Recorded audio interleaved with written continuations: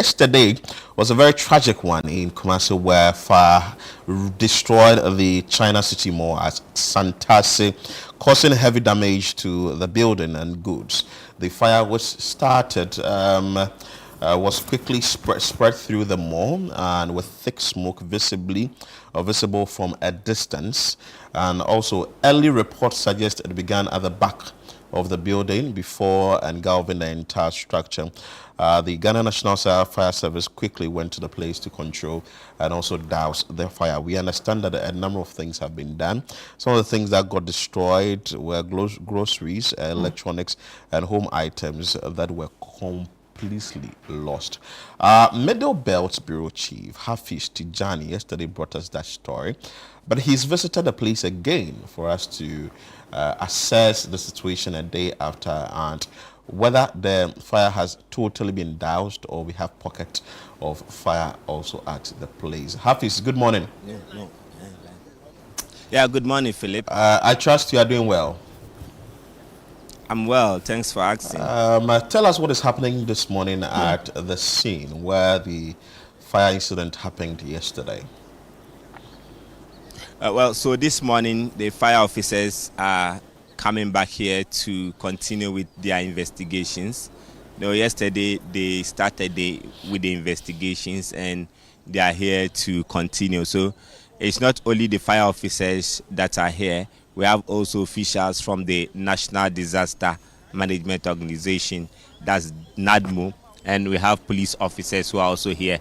And then we have managers of the facility itself who are also here. So the fire officers, the NADMO officials are trying to get some information from them as part of their investigations. But if you look behind me, you still see pockets of fire. But the concern we have raised when we came here with the fire officers, but they said that the major fire has been brought down. These are just pockets of fire. So the nature of the combustibles here within the facility. So you can assume that even if they are dealing or they have dealt with the major aspect of the fire, then you have pockets of fire due to the combustibles that are still part of the debris and also the remnants from the burnt area. So they say it's not any of concern, or it's not of any concern, there's no cause for alarm, and that these are just normal and pockets of fire that are still burning. But if you look at the building itself, we were told by the Ghana National Fire Service, the regional commander, who raised concern about some of the cracks they saw on the buildings, on the walls of the facility itself, and they were also questioning the structural integrity of the facility and also some of the materials that have been used to build the facility are also combustible, and that is what reignited the fire. So yesterday there was some challenges that also hindered the efforts in fighting the fire. So the first one was the combustibles, the combustibles in the facility, and you can hear that blast there, some explosions from the debris here. And so the first one was the combustibles, and because that was reigniting the fire and then spreading the fire through the shops from the top to down and other parts of the facility. And secondly, the one of the issues that hindered the firefighting efforts yesterday was the human activity. So the fire tender was coming from different locations from the Kumasi metropolis. So we had one fire tender from the Ahunjo Melcom area. We had one also from the regional headquarters. We had one also from the from the Opokuwari school area, the Konfanochi fire station, coming to augment the firefighting effort. But there was heavy vehicular traffic in town, and drivers, when it comes to some of these issues and when it's rush hour, it's very difficult for drivers to give way to emergency service providers to come in and do their work. And that was the concern the mayor of Kumasi raised. The drivers were not giving way to the fire officers, and that was hindering their getting here on time with the other fire engines that were being deployed subsequently to this place. And they had to intervene and bring in a motorcade that had to help create a way for the fire engines to come here. So the other issue that also reignited or made the spread so fast at the facility was the absence of a hydrant very close to this place. So we are told that there's a hydrant around the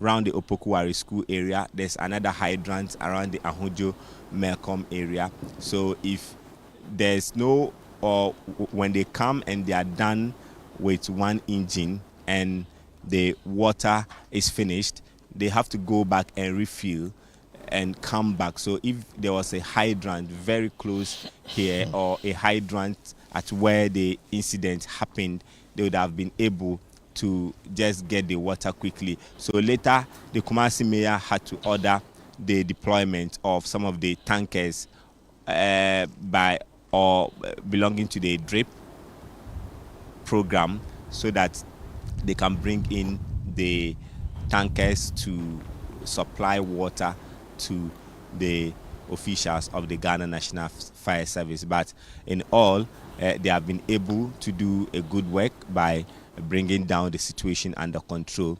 So we are told that the investigations are still underway. So the mayor is going to meet with officials of the Ghana National Fire Service as part of their investigations, and also some recommendations will be given for city authorities to take up the matter. So if you come here this morning, you still find the workers here. You know, this place is employing about not less than 300 people. Wow. So most of them are locals. Most of them are young men and young women who have finished universities and they don't have work, who have finished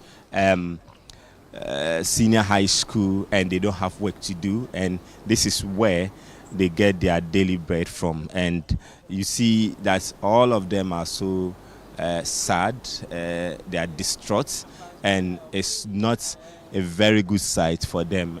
Yesterday we saw the managers of the place were not so happy about the situation. So we are trying to get in touch with some of the authorities here who have come around, the Ghana National Fire Service, the Kumasi Metro Fire Officer, Mr. Asedu. You're welcome to ChannelOne TV. Oh, thank you, my brother. So what will you say the situation is this morning? Oh, the situation is very calm. As you can see, all the fires are down, except some small pocket fires, which we normally don't regard as a fire, because it doesn't possess any threat. That is why you can see it. What you can see is what you are seeing now. So the fire is totally down. It's only some few pockets of fires. I've seen your men who are around here. What are they here to do this morning? One, they are here to undertake the investigation and the cause of the fire.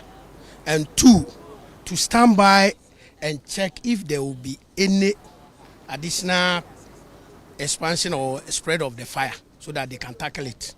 That is why they are here. What was some of the major hindrance to your efforts in fighting the fire? The major one is the traffic. You see, because of the situation, all eyes was on this area. So people are moving from far to come and see what was going on. Because of that, the traffic was not easy in the town. It makes our work very tedious. Very, very hard for us because access to this place was very hard, but we were able to at least come in time to hold the fire. When you look at the nature of what is sold here or what is burnt, will you say that contributed to the spread of the fire? Perfect. And I can boldly tell you, if you have even visited this place before, you realize that the kind of things that they sold here, most of them were highly combustible materials. Highly combustible materials. That helps the spread of the fire become very fast. Because the time that we received the call around 3:20, whereabout, and we arrived here around 3:30. When we got here, the whole building was engulfed with the fire. Everything, including the content. So you just imagine the kind of product they sell. So it contributes the spread of the fire very fast. Let's look at the angles of your investigations. That one there, so far as we have now started, the investigation began yesterday. It began yesterday. And we are still on it. So I cannot say anything about it unless we have got what we are looking for. Because when something happens, people will say a whole lot of things. Some people will attribute to so many things, but it's up to us. After getting what the information that we are looking for, then we sit down and analyze per the physical investigation that we would do on the grounds. Then we can determine to tell you that this is the cause of the fire. I know you have been leading efforts in going to shops, marketplaces, and other facilities, commercial facilities like this one, to educate them on fire safety. Are the people complying with what you tell them? You know Ghanaians' life. So far as the thing has not happened to him or her, whatever you say, some of them will take it serious. Others will take, don't mind them. They are here. But all the same, we are doing our best. We will continue to educate the public. We will do it. We will move house to house. Now, as I'm speaking to you now, we are from the market. We have market fire team supported by the newly recruited YE, the fire assistants, and we are moving from house to house, market to market, shop to shop, because we are getting to the dry season. And we don't want any occurrence of fire that will be a major like what we have experienced. So we started a long time. If you move around the dome, and its environs, within the CBD in general, you can see fire educators everywhere doing the job that they have been assigned to. So we are doing our best. But if we could remember, the outbreak of fire within the CBD, especially the domestic and the doom shops, have been reduced. It's the result of the fire education. And we are not going to sit down. We are still doing it. We will not stop until the end comes. So we are still on it. But most of the commercial facilities, are you identifying some of them who are not having the fire certificate in terms of your inspection? Oh, definitely. When you talk about the commercial facilities, nowadays, before even you can start a business, it's one of the requirements. It's one of the requirements that you need to at least have a fire certificate, or you need to be permitted by the service. And before you can be permitted, you go through some process. We advise, we give you a document that will help you to install certain things that will protect your shop or your business. And even if it do okay, we will train you so that we can combat or fight the fire at the initial stage. So we do. Though some of them are very hard, very risky, but we are still doing our best. And I know they will comply because there is a law backing it. But what would be your advice to the general public, seeing that we are in the dry season now? Okay, thank you. My advice is that I'll urge each and everyone to comply with the fire safety, because safety first. Your life is more important before your property. So if you fail to protect yourself, your life will be in danger. And I'll plead with them. They should give the fire service opportunity to educate them. They should listen to the fire personnel. At least you can hear one or two. When you get home, you can practice it. And it will help you to protect your whole house and your family. Because some of them, when you get to them, the way they respond, sometimes you see, once you have been mandated to do, you don't have any option to at least do it. And at the end, I know that it will benefit the public. So I know there will be some recommendations like you did in the past. This one, I know after your investigation, you'll be submitting your recommendation to the city authorities. What do you expect? Okay. What I'm expecting is that every recommendation that we will give, they should adhere to it. They should adhere to any recommendation that will come from Ghana National Fire Service. Because when they adhere to it, I believe it will help them. It will help them. All right. So that's DO2 Thomas Esiedu. He is the Kumasi Metro Fire Officer, and he has been talking about the investigations they have started, and his men are here. They are continuing with the investigation. But we have also officials of the National Disaster Management Organization, NADMO. They have been here since yesterday, helping in the effort, and they have also been making some observations. So I would engage with the Kumasi Metro NADMO coordinator, Godwin Della, Director Lahore. You're welcome to Channel One TV. Thank you. What has been NADMO's observation since the incident happened yesterday? Thank you and good morning. Though we are not in a good mood, but so far we are still on our assessment and investigation on the issue. So we have not actually reached the point that we can say that it is A or B that actually caused the fire. We are still making our assessment and investigation so that we attain that. That is why we are still here this morning. But you have been speaking to the property owners, and you have also been doing your independent assessment. Yeah. In quantifying what has been lost, are you able to give a figure yet? Not exactly. That is so. We even told them we still have discussion with them, and normally when the thing happens fresh, it's not advisable putting up some questions. You have limit to some questions that you ask during the period. Then after you engage them further to understand and ascertain actually the cost, and that is what we are going to do today. We have alerted them that they should calm themselves. When we finish our assessment this morning, we come back to them and do that part. So it will be done today. Then we will know what to talk about. I know NADMO also has its investigations to do as far as this issue is concerned, and you'll be also be giving your recommendations to the city authorities. When you look at the building yesterday, there was a concern by the fire officers that they saw some cracks on the walls of the building. What will be NADMO's maybe recommendation to the city authorities? Thank you. That is true.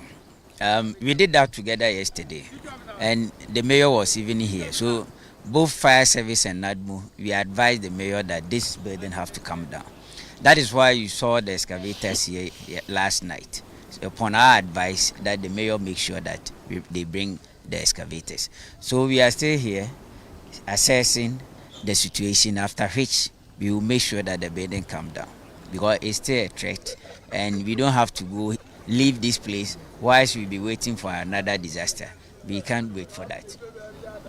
So are you going to step up your investigation or maybe your checks of other commercial facilities, because this one has happened and we can't wait for another incident to happen, so that you check the structures that have been put up as commercial activities? Is NADMO going to take up this exercise? Already NADMO is doing that. If you have heard of us for some time now, through the regional director of NADMO, we've been having a lot of exercise in public places, our market. We have been in even KJT last month on 3 occasions. And as I'm speaking to you now, there's another program that we still want to go to KJT to make sure we enforce some regulations. So there are a lot going on. NADMO is doing a lot. That is why I was advising one of your sister stations that we expect you to be talking to us most of the time, rather than waiting for disaster period before you ask us questions. And it always makes people think that we always wait for disaster to occur before we come out. But there are a lot that we are doing that most of the time you people are not helping us with the publications. We appeal to you that help us to do that education. Interview us when there is no disaster so that you know what is happening and what we are doing. Then we also take advantage to talk to the public more often rather than waiting for disaster period. Because sometimes when disaster happen and we are asking questions, people even relate the issue to only that period that has happened, and NADMO is only coming out because of that day or period. But that have never been. You can go to places. As I'm speaking to you now, today, NADMO was supposed to go to some markets. Tuesday, NADMO is supposed to go to some market. And these are programs that are ongoing. Even this week, NADMO have been to Kwadaso and some other markets without even waiting for. And this structure, we have visited here before. My officers in Chiaeso, they have visited this structure. They've advised them. I think that was last month. They came here while we were also working at some other places. So we are doing public education. When your officers visited here, what was the issue? Normally, we come in, assess your situation, advise you on some of the things to do.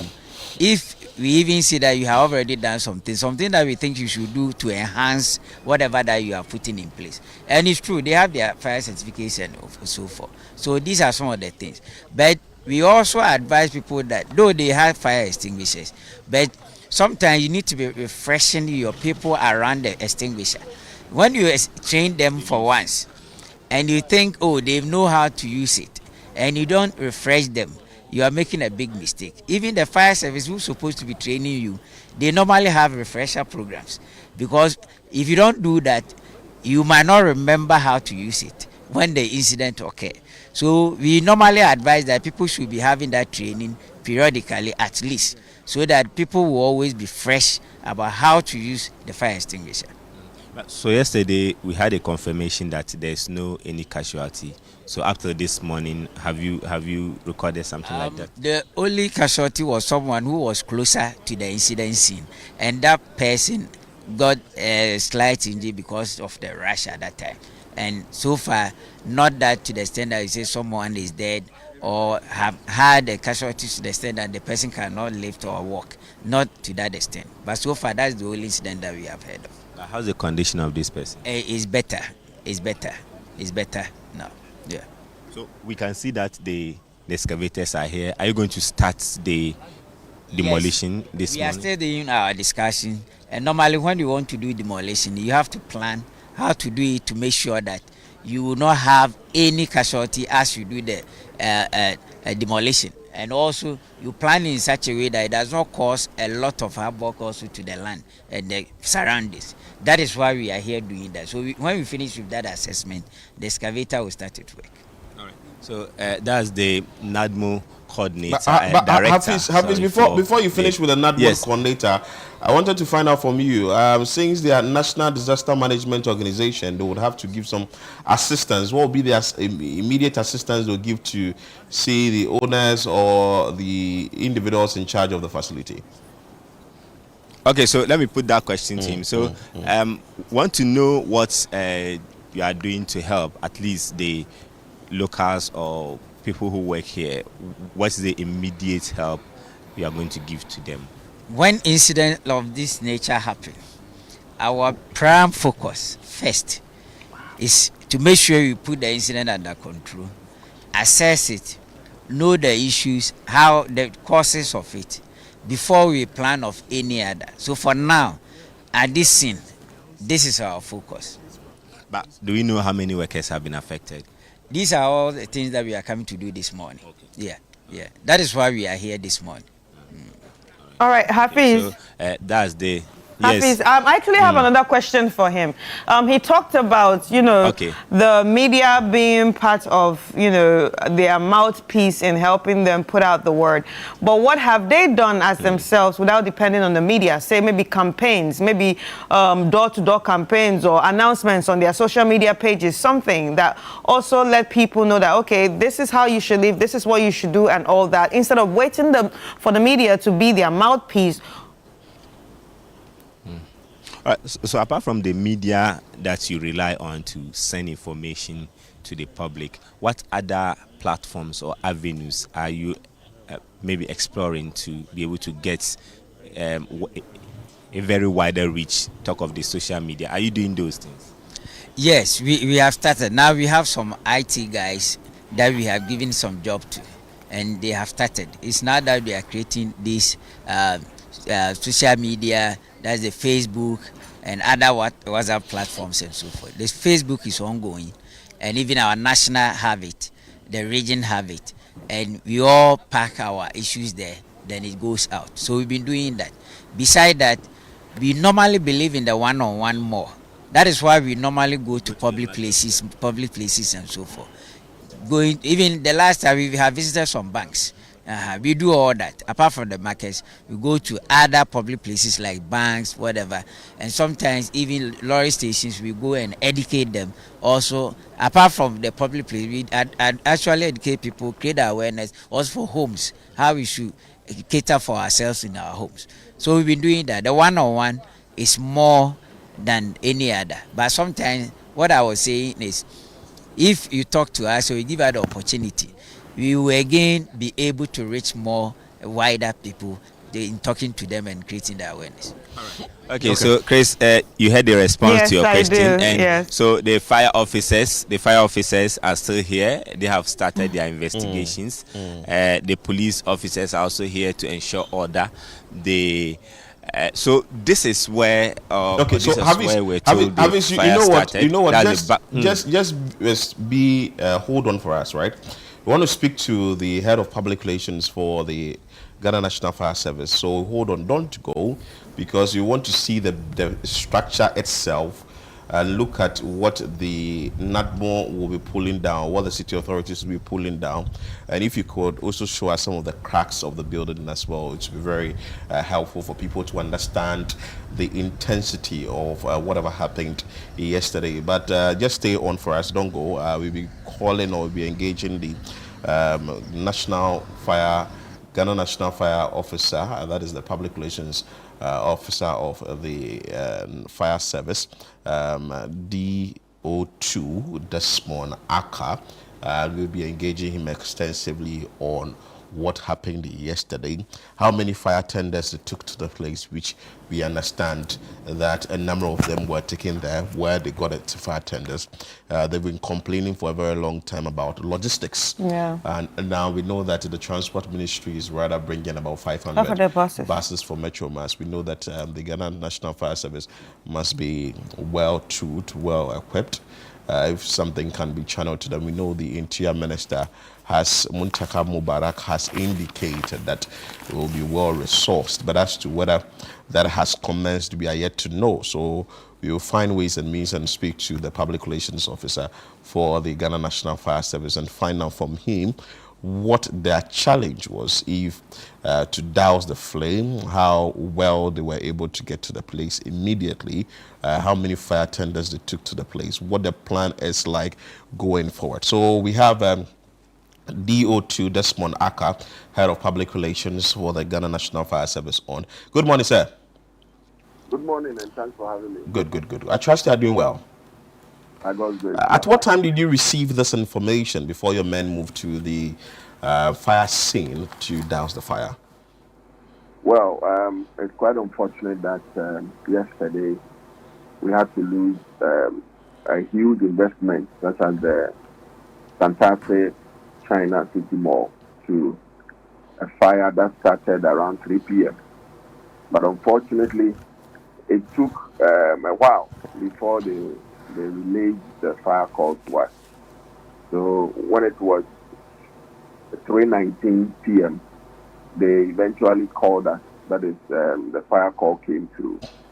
And quickly, we had to mobilize 4 fire engines to the scene. The first from Konfanati was arrived at the scene at exactly 3:31, barely 12 minutes after receiving the call. The initial challenge that we had in proceeding to the fire scene was the heavy traffic that was encountered between Santa Fe Roundabout and the fire scene itself. But be as it may, we were able to navigate through the traffic, and we got there within 12 minutes. But unfortunately, when we got to the fire scene, the fire had already gotten to its advanced stage, and therefore we had to tactically deal with the fire from all angles. And so we successfully were able to confine the fire just within the affected mall. So the adjoining structures behind the mall were all salvaged from the fire.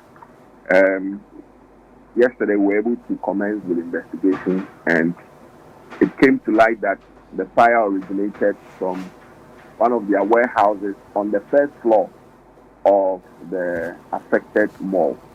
And therefore the team is currently at the scene trying to do what we call scene reconstruction, excavation, to be able to, and all other techniques to be able to unravel the source of heat and to enable us to determine the exact cause of fire. So we wouldn't want to preempt anything, but we want to give them space for them to conclude their investigations. Good. And then. But when you visited the place yesterday, did you get the information that maybe upon waiting for the fire service, there was any attempt to douse the flame themselves? Well, so let me be straightforward here. The structure was commissioned barely 6 months ago, and per the briefing that I have, they have been issued with a fire certificate. So once the structure is issued with a fire certificate, it means that they meet the minimum safety requirements. And for that matter, the premises was adequately stocked with potable fire extinguishers, other firefighting means, and then there was also enough escape routes and exit points. And therefore, when the fire broke out, the health and safety manager of the facility activated emergency evacuation protocol, and that really helped in evacuating all the people who had come in to buy one or two stuff, as well as the workers. And we understand that because of the constant training that we give them, they managed to activate or initiate initial firefighting. But because of the nature of fire and then the combustible fuel at play, it became overwhelmed. I mean, they were overwhelmed within the shortest possible time, even though some of them even tried to fetch water with buckets and what have you, in addition to the fire extinguisher. And if you look at the warehouse where the fire started, that is where they stock most of their foam and then their furniture with their cabinets and other combustible materials. So when it happened like that, they could not contain the fire. And because of the materials, the fuels there, it helped to spread the fire as quickly as possible. But we take consolation of the fact that nobody got injured and no life was lost because of the activation of the emergency evacuation and then the initial use of the potable fire extinguisher. But because of the nature of construction, there was little they could do, and that is how come we lost the entire, the mall space to this particular fire, unfortunately.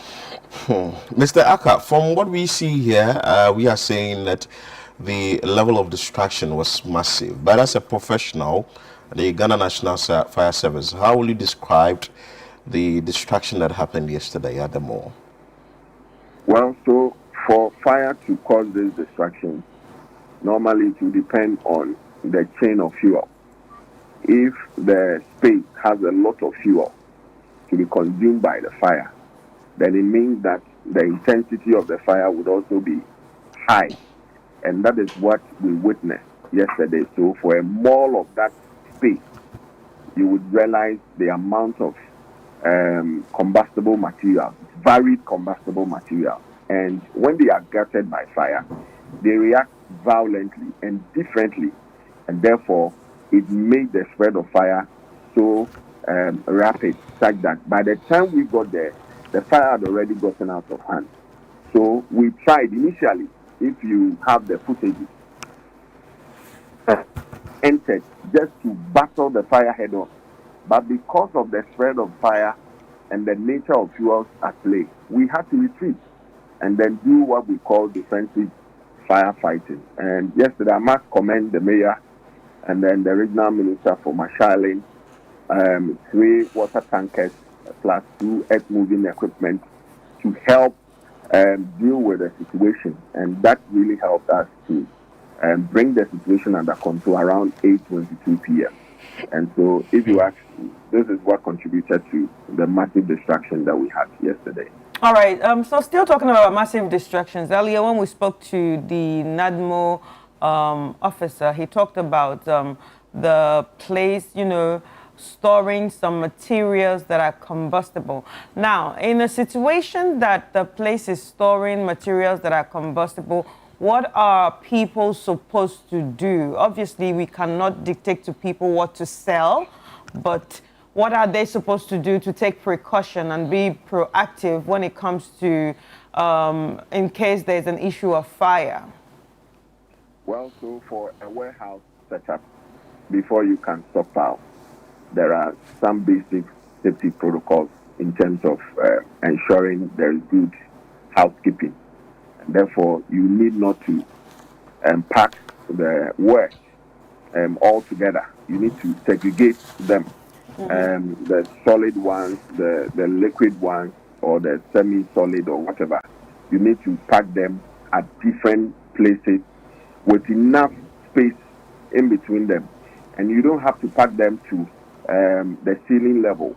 And then you also have to maintain some distances between or around them. And then sometimes you have to even pack them on some pallets, depending on their nature. Or some of them do not have to even sit directly on the floor because of the reaction that they go through over time. So if these basic safety protocols are not followed, sometimes because of how we have packed and there is very little room for adequate ventilation within that space, some of the product could self-ignite. Yeah. That is what we term spontaneous ignition, and then would start fire. So by and large, we believe that we will continue to engage facilities, warehouse owners and all that, so that we can bring them up to speed about some of these things, even though we are doing, but some of them are still recalcitrant, especially when we are going to the season that we are going to enter, the Christmas, where people would want to fully stock their warehouse and to cash in and in the upcoming season. We also try our best to enforce that basic warehouse safety protocol to ensure that we do not experience some of these preventable fires. Okay, and talking about educating people, is there a way that you would say that the public was not really educated when it comes to the importance of firefighting? Because speaking earlier, we heard that there was a lot of traffic and people were blocking the roads. So, I mean, you have a siren and you are a firefighter. So why would people just be adamant and not let the fire vehicles pass? I think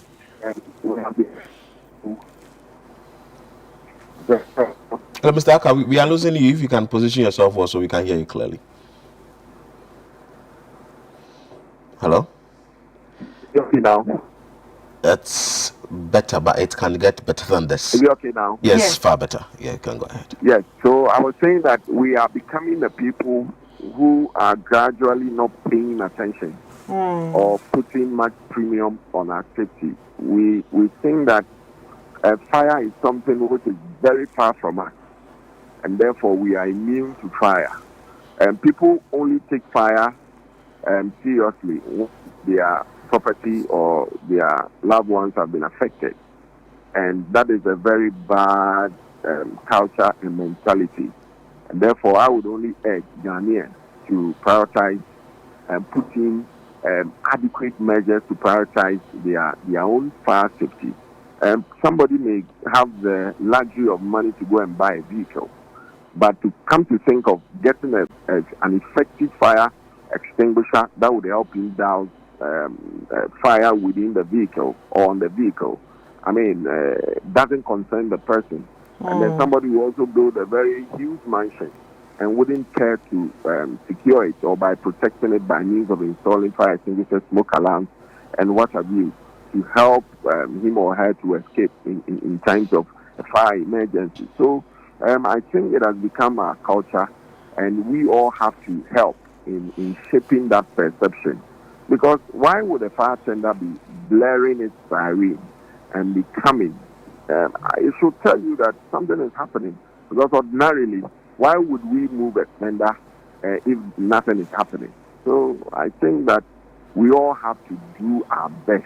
As the media, we need to be able to provide, at least give us more airtime to be able to drum this home and to let people understand that without your safety officer, your security is nothing to write home about. But we tend to concentrate much more on our security rather than our safety. But elsewhere, because they understand their safety, therefore they give a lot more premium in ensuring that they protect themselves, their properties are protected, and they respect the firefighters than any other security or paramilitary institution. But here, it is the opposite.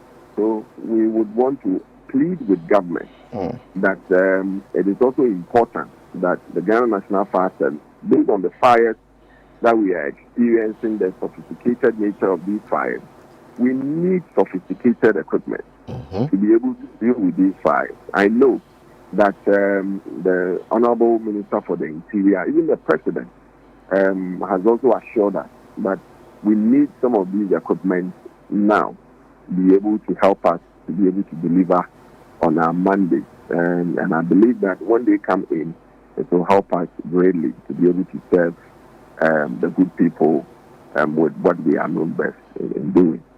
Mr. Aka, before you take leave of us, we have some few questions we want to ask you. We want to find out from you, this firefighting incident that happened at the mall, where was the closest fire hydrant that you had to tap from before you were able to douse the fire? Well, so we were replenishing from Santase post office area. So that was the closest hydrant. And from the fire scene to that place was roughly about 10 kilometers. And so you could imagine if we were to do that constantly, had it not been the 3 fire water tankers that we had, it was also going to impede or going to delay a firefighting effort. So that is why I commended the mayor for helping us with that, those 3 water tankers to help with constant water supply. And that really helped us to bring the situation under control. And in fact, I must commend the firefighters for braving the odds to kind of deal with this fire situation.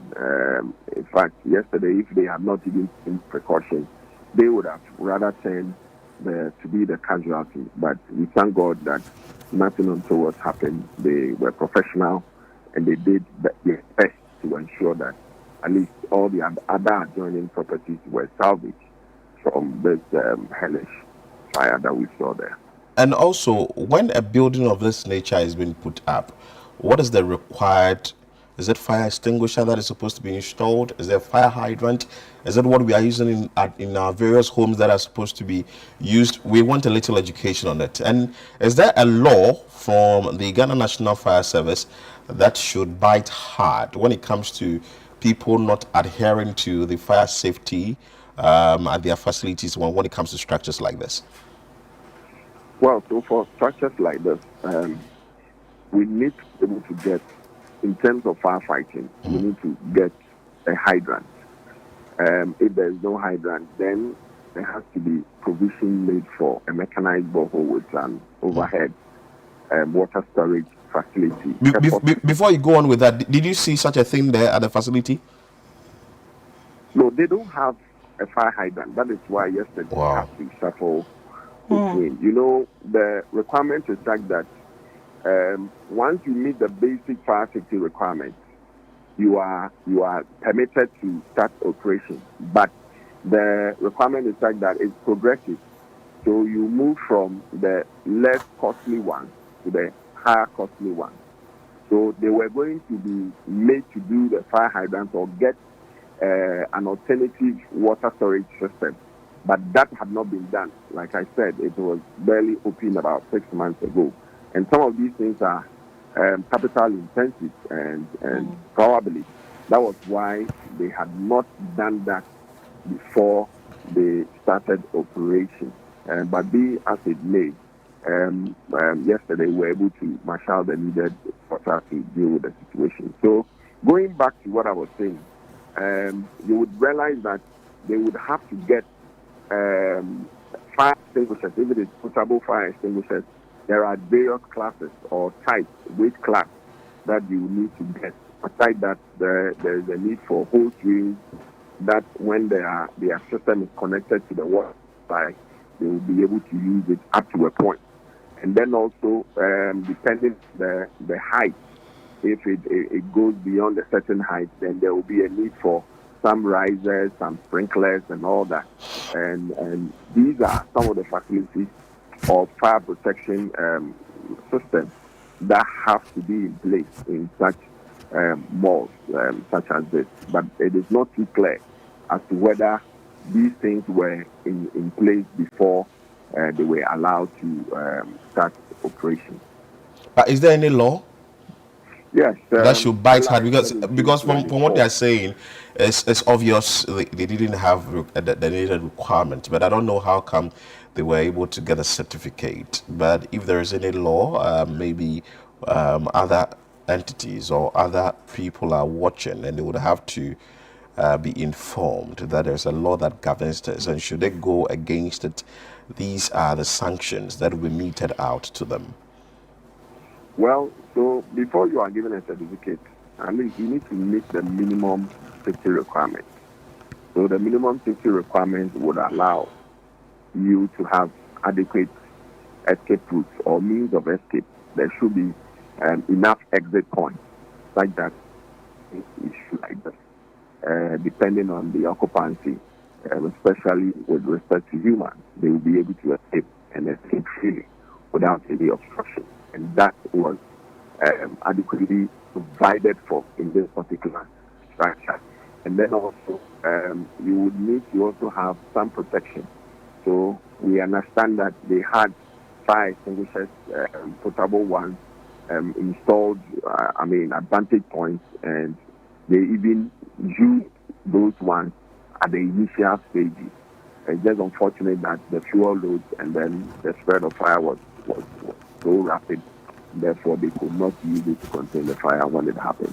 And then also they were able to, because of their engagement in them and the safety unit there, they were able to initiate the evacuation such that nobody got injured, nobody got lost the life there. Because if you look at the time, the earlier footages that I have seen, I just said that a lot of people were in there when the fire actually broke out. But because of what we have helped them to understand and to know in terms of safety, they were able to evacuate without us recording any casualty. And we take consolation of the fact that they were able to do what was expected. So LI 1724 mandates that before you start operation, at least you should be able to meet this minimum fire safety standard. And I'm not sure that if they had not met the minimum safety standard, they would have been allowed to start operation. It's quite unfortunate that we have to lose such a structure or a facility which is employing so many people, especially around this time of the year. Thank you so much, DO2 Desmond Aka, Head of Public Relations for the Ghana National Fire Service. We are grateful that at least you join us to explain some few things, and also building and roads engineer, Engineer Abdullah Mahama, was also contributing to the questions that we are asking. Thank you so much, Engineer Abdullah Mahama. At least he contributed, and we want to say that this is just. It's a great disaster that has happened, and the fact that hydrant was needed, a borehole was needed. Sometimes you're not supposed to overlook these things. If they had to be done, they have to be done, so that we will save such investment. Huge investment. But you know, he said it's a bit capital intensive, so that's why. I'm told it's not capital intensive. I'm told fire hydrant is not capital intensive. Because if you'd be able to put up the structure, you should have done it at once. You should be able to do. See, it's investment anyway. We want to go back to Hafiz Tijani, and get to him to show us the building proper, and we understand that some demolition exercise will happen today, and also the cracks on the building, how huge the facility is. We've seen pictures of it, but I want to take you down to the grounds itself so that you would understand and see what really it is. So Hafiz, thank you so much for staying with us. It was like 30 to 35 minutes of discussion with DO2 Desmond Aka. We're staying on with us. But you were taking us round before we went to Desmond Aka. Take over. Take us round. Let's see the facility itself. Let's see what will be demolished today, the cracks in the building, among other things. Hafiz, take over. All right, so this is the frontage or the main entrance to the China City Mall. So the managers of the facility have pleaded with us to give them some time. They are also doing their own assessment, so they will plead that we excuse them so they can have the time to do the proper assessment. But just show you the main entrance. So this is the main entrance to the facility, and you see the kind of materials that have been used to put up this structure, and all of that has been bent. So when the fire started, though we're told that it started from behind the building, so it spread to this area where we have shoppers who come from various parts of the region, various parts of the country, as well as various parts of the city, come in here to shop. And so you see the managers, some of the managers or the owners of the facility still going around trying to do their own assessment. And we know that NADMO is also doing its own assessment. The Ghana National Fire Service, the fire officers are also doing their own assessment. So we are taking you around the building. So this is the other part of the building. So it's a one-story building, and the top, all of that where you have some of the accessories being sold here, or the wares being sold here, all of that have burnt to ashes, and you can see packets of fire at parts of the area. So we are outside of the facility now, trying to get to know what exactly is happening. And in there you can see some of the managers who are here manning this facility. They are also trying to do their own assessment. So if you look at the situation on their faces, they seem so distraught, and the workers who are mostly locals, indigenes within the Kumasi metropolis, who have been employed to work here, are also coming here. So from the metal structures to the building itself, which has been casted with concrete, has been bent. So we will be going to, so this is the fence on the facility, or for the facility, and you see at the top of the building we are having cracks has been mentioned by the officers of the Ghana National Fire Service as part of their investigations. So on this wall where the camera is still being tilted to, you can see some of the cracks here on the building, which is a major part of this facility. So this is the frontage of the building, and this wall extends to the end of the building where we're told the fire started. And you see the kind of items that have fallen, the materials that have been used in the construction have fallen from the top and have come down, and the air conditioners that have been placed at the top of the building, all of that are bent beyond recognition. All of that are bent and cannot be used for anything. And this morning also, Philip, I saw some of the scrap dealers who were coming around. So usually when there's a fire outbreak like this one, they also come to get something for themselves in terms of getting the scrap metal to be able to go and sell them. And which reminds me of the saying, one man's meat is another man's poison. So something is not happening so good for another person, but they are also taking advantage of the situation, trying to get that. So we are still going through the building, and on the top of the wall you can still see, or you can see cracks that are visible at the top of the wall. And at the topmost part of the building, all of that, some of these materials that have been used, the metal materials that have been used, all of that have bent. And the excavator that was brought in here to create the access for the officials or officers of the Ghana National Service, that excavator is still here, and we are told that they'll be bringing more to aid in the demolition of this facility. And the officers of the Ghana National Fire Service and the NADMO have moved from this place to the other end where the managers of the facility are trying to do their own assessment. But you can still see smoke billowing from the rubble and also the debris that have been left here as a result of the fire incident. And you have a package of fire that is still coming out from the debris and also the rubble here. So we don't know the time the NADMO and the Ghana National Fire Service would do the demolition of the facility.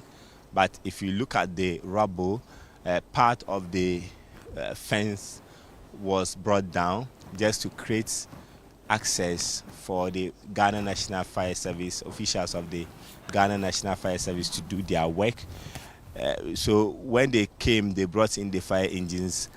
The fire engine couldn't have gone to the places where the fire was burning, so they had to bring in this excavator, try and then break through the place so they can go inside to get that. And people who were also here, some of them wanted to take advantage of the situation to loot, but the police officers were here on time. They got some of the guys here, and they had taken the items they took from the place. So when such incidents happen, if you don't have the presence of the police officers, you find people coming in with other intentions, trying to loot and also pick some items and move them away. So the debris, the smoke will not make the visibility of the debris so clear, but see the metal materials that have been used for this building, all of that have been brought down, and the bricks and the concrete that have been used to erect the wall and other walls of the building or the facility have also been brought down, and we are told that more excavators will be coming in so that the facility can be brought down by the officials per the recommendations or what the National Fire Service is telling the city authorities to do about this facility. But they told us that they were going to do that after they are done with the assessment to get to know the costs and also what has been bent, to get the managers of the facility to quantify for them what has been bent. So okay, Hafiz, before you take leave of us, we want to find out from you: is this the biggest mall in Kumasi, or was it? Now it's bent. So was it the biggest mall in Kumasi? And also, when was it constructed? We know no longer ago. And how many people often troop in to buy from or to sort of purchase from this particular mall? And lastly, have you seen some individuals coming around, say bystanders, watching what is happening there in the morning? I wish I can hear from one or two of them what they make of the incident. Well, a lot of bystanders coming in here since yesterday. People have come here. You know, we now have citizen journalists who also pick their phones to pick the incident and put it on their various social media platforms. So since yesterday they were here, and because a lot of them have been coming here to shop, they are also expressing interest. So, of course, this is not the biggest mall in the Ashanti region or the Kumasi metropolis. We have other places. We have the Kumasi City Mall. We have the China Mall itself, and this is the China City Mall. And all of that are located at different parts of the metropolis. So the Kumasi City Mall is located in Asqua. The China Mall is also located in Asqua, and then this one located in Santasi, but all of that within the Kumasi metropolis. And a lot of people come here. 6 months ago, when this place was constructed, people come here to get their wares here. People come here to shop. So when you look at the population, so from this road, this Santasi area leads you to Obuasi, to other areas within the Kumasi metropolis. And then we have the Kwadaso areas, we have the Santasi itself, we have areas also like Patasi. So you look at people coming from some of these areas. So if you don't want to go to the Kumasi City Mall itself to buy what you can find here, then this place is very close to you if you live at Patasi or Santasi or Kwadaso. And if you are around the Obuasi areas and you want to come to Kumasi to buy something, you don't have to spend much time going to the Kumasi City Mall or going to the China Mall itself. If you can find what you want to buy here, then you have to make a stop over here. So the location of this mall is very prime. It's located at a place where you can have vehicles going there without having to find difficulty in locating the place. It's very prime. It's located at a very prime area, so it makes it so easier for customers to come here to shop. So it's one of the busiest malls within the Kumasi metropolis and the Ashanti region. Hafiz, thank you so much for your time. We are grateful, and thanks for the good job that you've done. Still keep your eyes on this incident and let us know the update so far as the investigations are underway. A very sad one.